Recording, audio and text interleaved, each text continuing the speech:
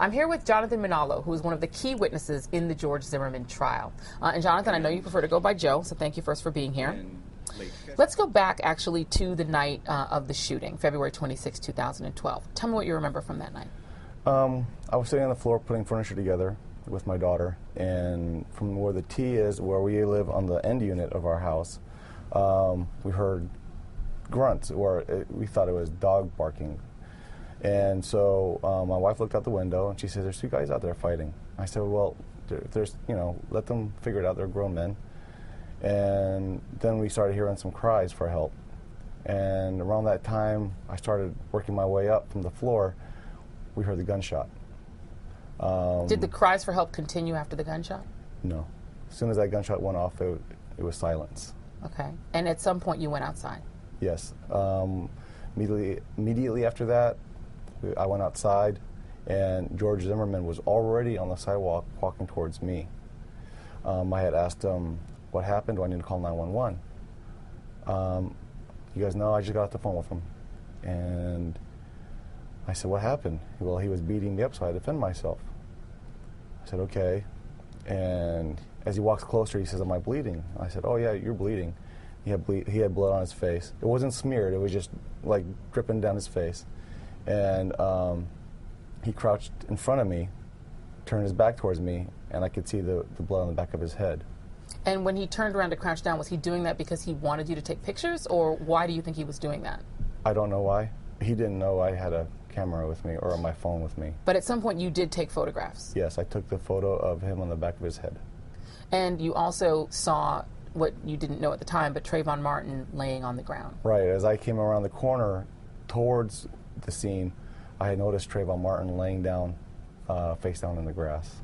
And you also photographed the body? Yes. After the police had left with George Zimmerman, I went ahead and took a couple of photos.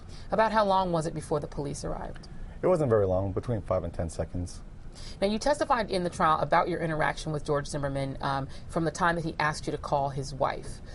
Tell me a little bit about that and what you think his demeanor was at that time. I was trying to explain to his wife, "Your husband has been involved in a shooting. He's going to be held for questioning at the Sanford Police Department." And, I mean, basically, before I could even finish, he cuts me off and just says, "Just tell her I shot someone." I was like, "Well, how can you explain that to someone who you just killed?" And I didn't know how to respond to it. Sarcastically, I went, "Well, okay, well, your husband just shot someone." Mm-hmm. I just didn't know how else to say it. Right. And then you did that on your phone, not on his phone. Right, I did it on my phone. So you testified in the trial, and for the most part, the state attorney, Bernie De La Rionda, asked you about where you lived, about the location. Did you feel that you really got to tell the full story of what you remember for that night? No, not at all. It was mainly yes or no questions? Yes, correct. What would you have wanted to say had you been able to testify more fully? Well, seeing his walkthrough interview with the Sanford Police Department, which you saw later on. Which I saw later on. Mm-hmm. George Zimmerman basically says that when I got around the corner, he said that I asked him, "Do I need to call 911? And he was insistent that I didn't need to call 911. He wanted me to help restrain him. And he had his arms out. That didn't happen. He was already on the sidewalk. And and Trayvon Martin's arms were already underneath his body. So you're saying that you were never asked to try to restrain the person that was on the ground? Correct. And that you never saw his arms spread out? Exactly. You talked a little bit when I spoke with you about sort of your feelings about having seen all of this, or having seen Trayvon Martin there apparently not moving. Tell me a little bit about that.